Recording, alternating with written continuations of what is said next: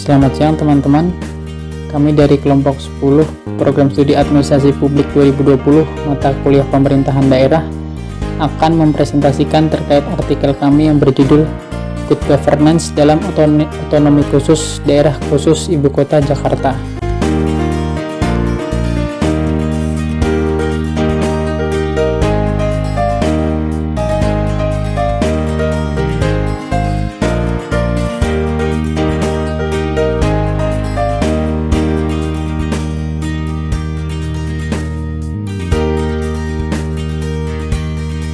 Daerah khusus Ibu Kota Jakarta merupakan daerah yang memiliki otonomi khusus dan berkedudukan sebagai ibu kota negara.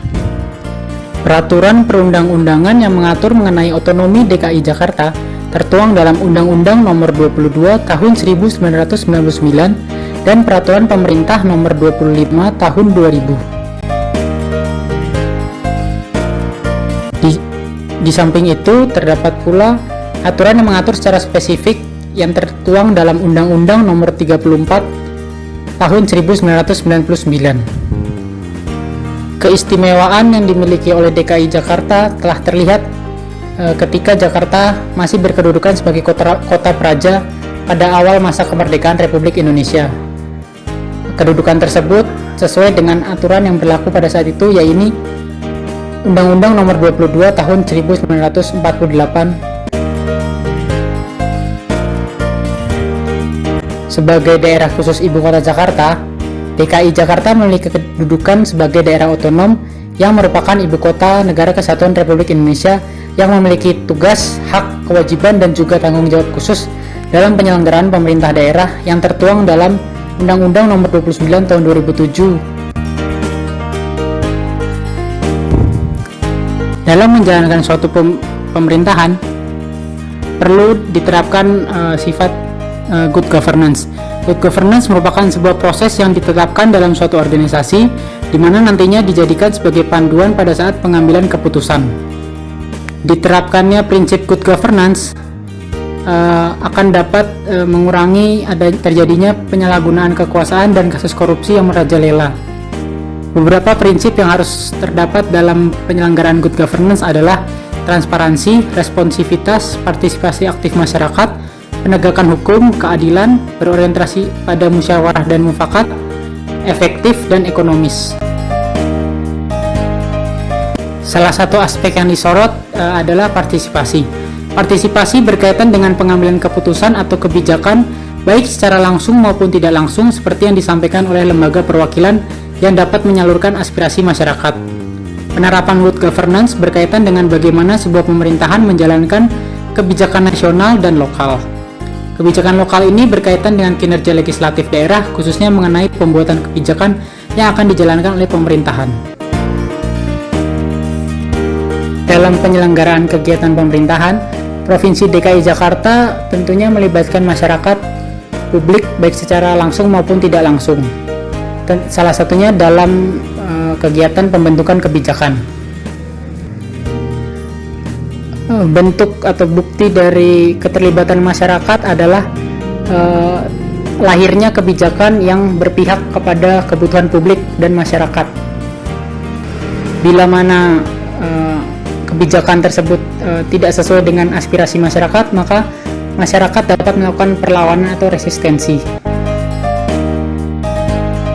Bentuk resistensi yang biasa dilakukan masyarakat adalah unjuk rasa, demonstrasi, dan hal-hal lainnya.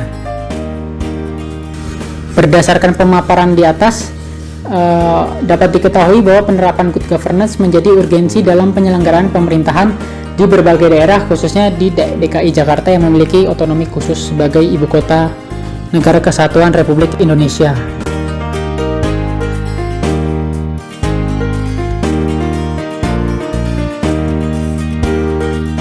Rumusan masalah yang kami ambil dalam membuat artikel ini adalah bagaimana penerapan good governance dalam penyelenggaraan pemerintahan daerah di DKI Jakarta.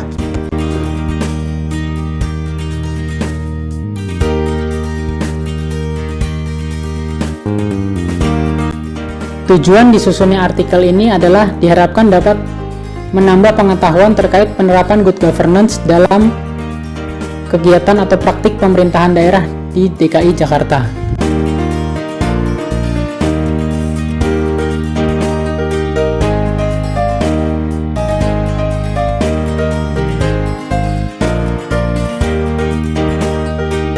Secara etimologi, good governance berasal dari kata good yang berarti baik dan governance yang berarti pemerintahan. Dan good governance sering dimaknai sebagai tata kelola atau praktik pemerintahan yang baik. Governance memiliki pergeseran konsep dari government, yaitu governance dipahami sebagai suatu proses yang menunjukkan inklusivitas. Government dipahami sebagai struktur institusi atau yang disebut dalam tanda kutip mereka yang memiliki kuasa dalam kebijakan. Robert Charlick mengemukakan bahwa good governance adalah pengelolaan berbagai urusan publik yang dilakukan secara efektif dengan pembuatan peraturan dan atau kebijakan yang sah yang bertujuan untuk mempromosikan nilai kemasyarakatan.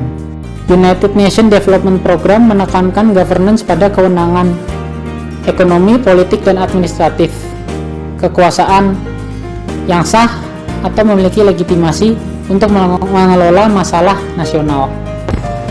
Sementara World Bank menekankan bahwa good governance berada pada kekuasaan negara dalam pengelolaan ekonomi dan sosial untuk pembangunan masyarakat secara teknis. Berdasarkan pengertian di atas, kesimpulannya adalah good governance merujuk pada proses dalam pengelolaan sumber daya negara melalui keterlibatan pemerintah, masyarakat, dan stakeholder secara luas dalam bidang ekonomi, sosial, dan politik untuk kepentingan semua pihak dengan memperhatikan prinsip atau karakteristik penyelenggaraannya. Karakteristik atau prinsip good governance yang dikemukakan oleh lembaga administrasi negara antara lain partisipasi, transparansi, penegakan hukum, konsensus, responsif, akuntabel, kesetaraan, memiliki visi strategis, efektivitas, dan efisiensi.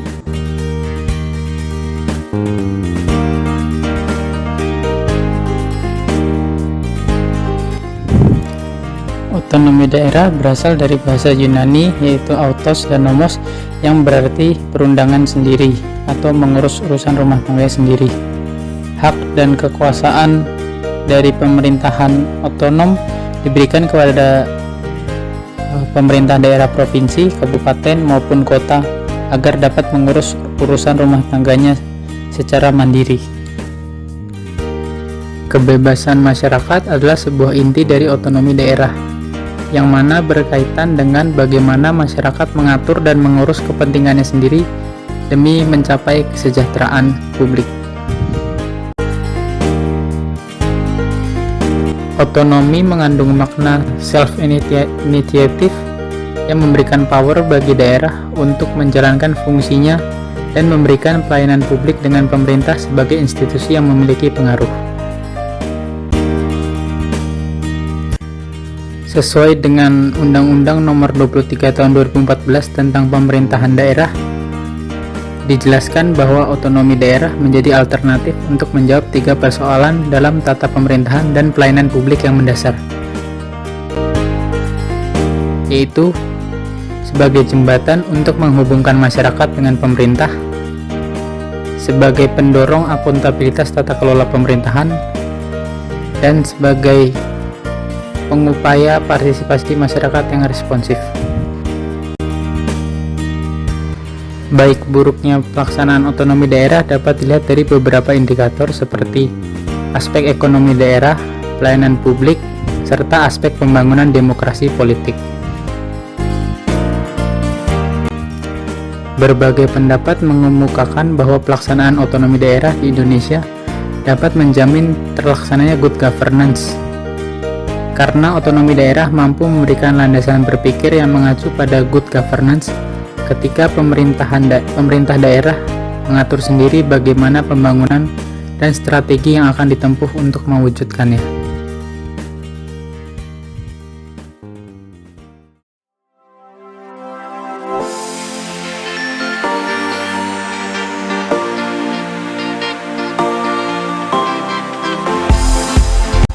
Kota Jakarta memiliki kaitan erat dengan perjuangan bangsa.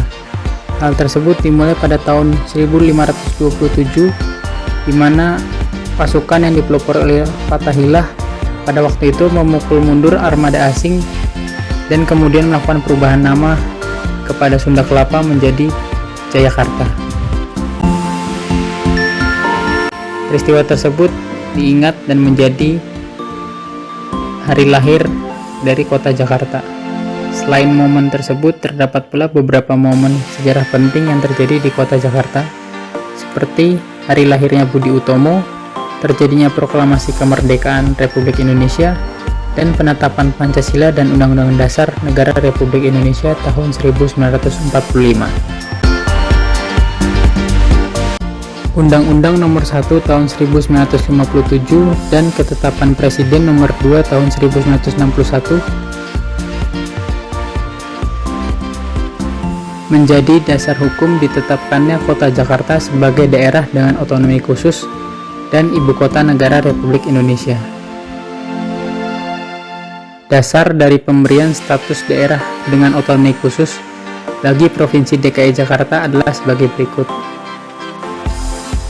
Yang pertama, DKI Jakarta memiliki kedudukan sebagai ibu kota negara dan dirasa perlu memberikan kekhususan mengenai tugas, hak, dan kewajiban hingga tanggung jawab untuk penyelenggaraan pemerintahan daerah.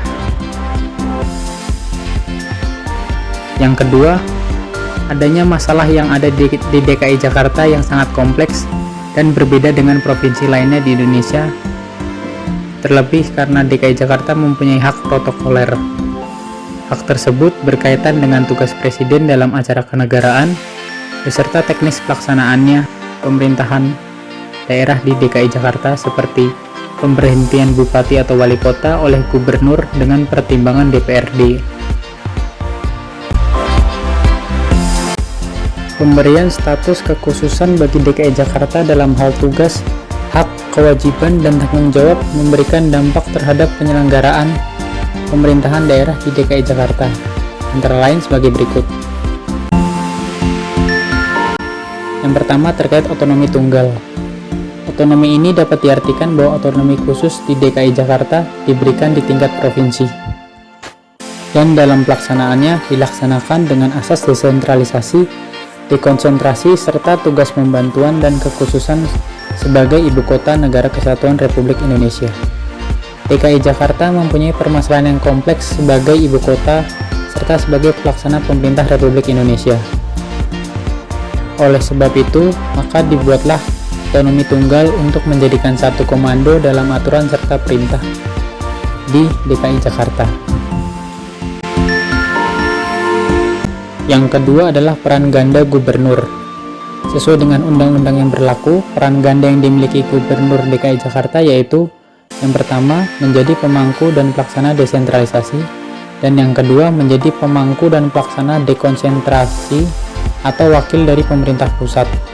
Hal tersebut menjadikan tugas gubernur pada dekonsentrasi menjadi pembina serta pengawas penyelenggaraan pemerintahan di tingkat kabupaten atau kota, mengkoordinasi pelaksanaan kegiatan pemerintah provinsi dan kabupaten atau kota, serta mengkoordinasi pembinaan dan pengawasan pelaksanaan tugas pembantuan pada provinsi dan kabupaten atau kota.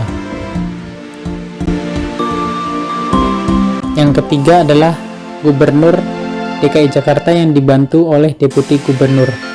Tugas Gubernur DKI Jakarta dilakukan sesuai dengan kebutuhan serta kemampuan keuangan daerah, yaitu dengan dibantu oleh 4 orang deputi yang diangkat dari pegawai negeri sipil yang telah memenuhi syarat dan dapat dimakzulkan oleh presiden dengan usulan gubernur. Nantinya, deputi ini bertanggung jawab terhadap gubernur. Yang keempat adalah kekhususan tugas, hak, kewajiban, dan tanggung jawab yang diberikan kepada gubernur pada DKI Jakarta yang berkedudukan sebagai ibu kota negara. Yang pertama yaitu gubernur dapat hadir dalam sidang kabinet apabila melibatkan kepentingan ibu kota negara kesatuan Republik Indonesia. Yang kedua, gubernur memiliki hak protokoler yang terdapat tugas untuk menemani presiden pada acara kenegaraan sesuai dengan peraturan perundang-undangan. Yang kelima atau selanjutnya, DPRD di DKI Jakarta berada di tingkat provinsi yang mempunyai fungsi legislasi, anggaran, dan pengawasan. dan jumlah anggota dari DPRD di DKI Jakarta itu maksimal mencapai 125% dari seluruh penduduk daerah khusus Ibu Kota Jakarta.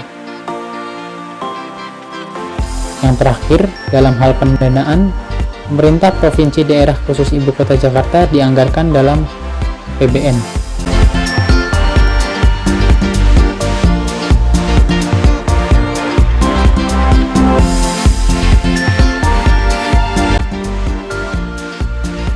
Sebelum terjadinya reformasi, konstelasi politik pembangunan menunjukkan bahwa penyelenggaraan pemerintahan lebih bersifat sentralistik. Kemudian muncul perubahan secara normatif dengan adanya peraturan perundang-undangan seperti Undang-Undang Nomor 22 Tahun 1999 tentang Pemerintahan Daerah dengan Undang-Undang Nomor 25 Tahun 2000 sebagai aturan pelaksanaannya. Hal tersebut berarti kewenangan, hak, kewajiban, dan tanggung jawab sepenuhnya diberikan kepada daerah sebagai wujud perkembangan arah penyelenggaraan pemerintahan menuju demokratis. Otonomi khusus yang diberikan kepada DKI Jakarta berbeda dengan daerah lain. Perbedaannya terletak pada penekanannya yang mana DKI Jakarta menerapkan otonomi pada pemerintah provinsi, sedangkan daerah lain biasanya menekankan kewenangannya pada tingkat kabupaten atau kota. Penerapan otonomi pada pemerintah provinsi ini sering disebut sebagai otonomi tunggal. Salah satu aspek yang berpengaruh terhadap penyelenggaraan pemerintahan adalah melalui pengawasan sosial dengan meningkatkan pemahaman masyarakat dan evaluasi untuk mewujudkan good governance. Berdasarkan hasil penelitian yang dilakukan oleh Sunaryo pada tahun 2003, menghasilkan temuan bahwa masyarakat belum memiliki pemahaman yang baik mengenai pembagian kewenangan dan belum mampu menandai kinerja suatu instansi dalam pemerintah daerah DKI Jakarta. Akan tetapi, masyarakat merasa memiliki kemungkinan untuk mengawasi kinerja pemerintah dengan angka yang cukup tinggi. Hal tersebut mengindikasikan bahwa proses transparansi relatif sudah mulai bergeser ke arah good governance.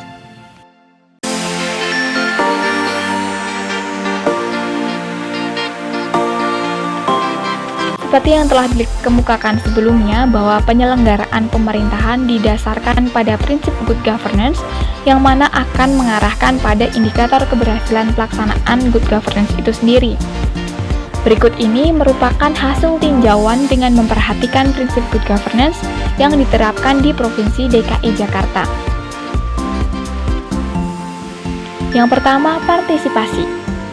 Berkaitan erat dengan keterlibatan masyarakat dalam pembuatan keputusan yang dibangun atas dasar kebebasan berasosiasi dan berpartisipasi secara konstruktif, baik secara langsung maupun tidak langsung. Salah satu bentuk partisipasi masyarakat yaitu dengan adanya resistensi menolak kebijakan yang dianggap merugikan. Sikap kritis masyarakat sudah dapat diartikan sebagai wujud partisipasi dalam penyelenggaraan pemerintahan. Partisipasi saat ini juga berkembang melalui media daring dengan aplikasi Clue, di mana masyarakat dapat dengan mudah melaporkan permasalahan yang ada.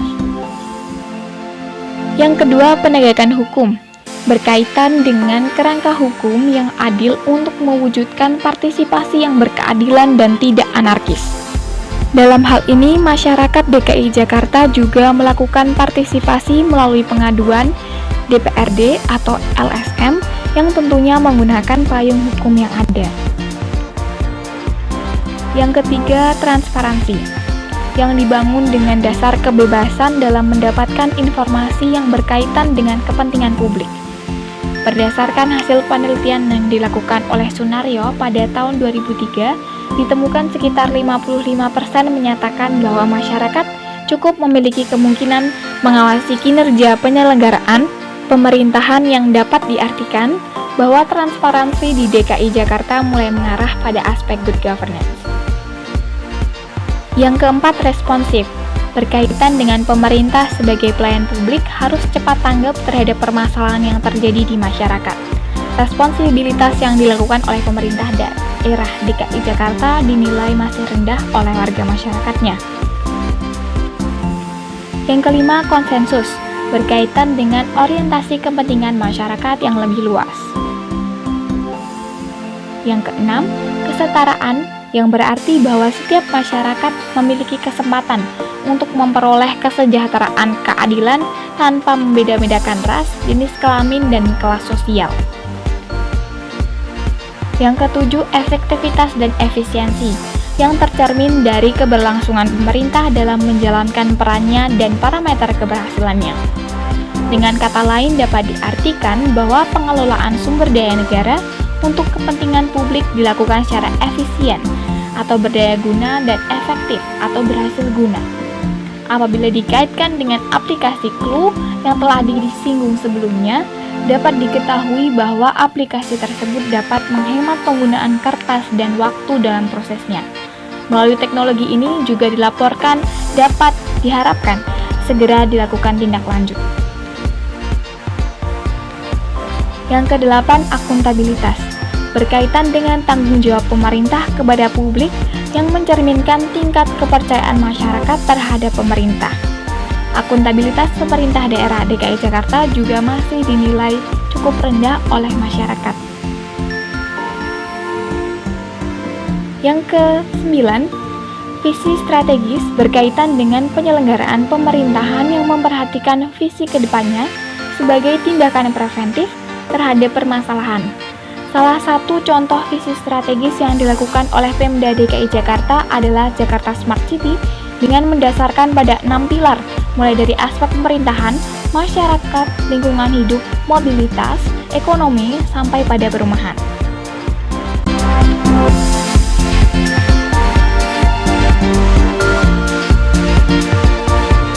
Partisipasi masyarakat khususnya dalam kontrol sosial akan berpengaruh kepada terwujudnya pemerintahan yang baik, bersih dari KKN.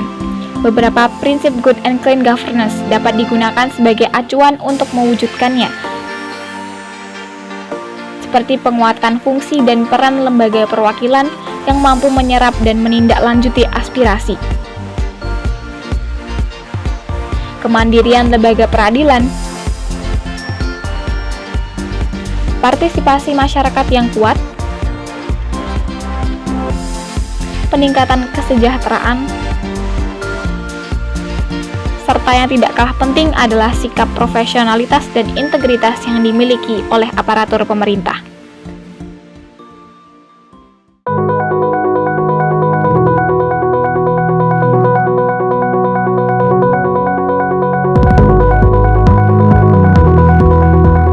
Otonomi khusus yang diberikan kepada DKI Jakarta untuk membantu melaksanakan peran sebagai ibu kota negara dan mengatasi permasalahan yang cukup kompleks. Untuk mewujudkan good governance, pemerintah DKI Jakarta menggunakan prinsip good governance seperti peningkatan partisipasi masyarakat serta responsivitas pemerintah yang adil dan transparan. Dalam implementasinya, penerapan good governance masih perlu dilakukan perbaikan. Untuk itu membutuhkan sikap kritis masyarakat sebagai wujud dari partisipasi penyelenggara pemerintahan, sehingga kebijakan yang dikeluarkan sesuai dengan kebutuhan publik dan menjawab tantangan persoalan yang dihadapi. Sikap kritis tersebut dapat terwujud apabila masyarakat memiliki pemahaman yang baik terhadap sistem kewenangan pemerintah daerah.